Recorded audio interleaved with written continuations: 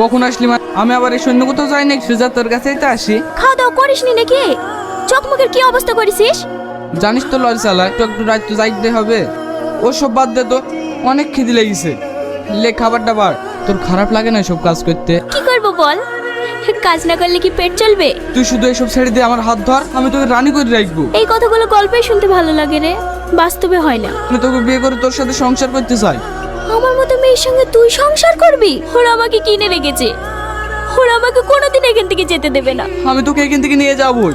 মায়া, কোথায় তুই? দেখ আমি তোকে লিতে দেখছি। কি উল্টো পাল্টা বকছিস? মাথা আমার খারাপ হয়নি দিদি। 2 টাকা? ও দিদি, তোমাকে আমি টাকা দিয়ে দিয়েছি, ওকে নিজের মতন বাঁচতে দাও। ঠিক আছে, আমার তো টাকা পেলে হলো।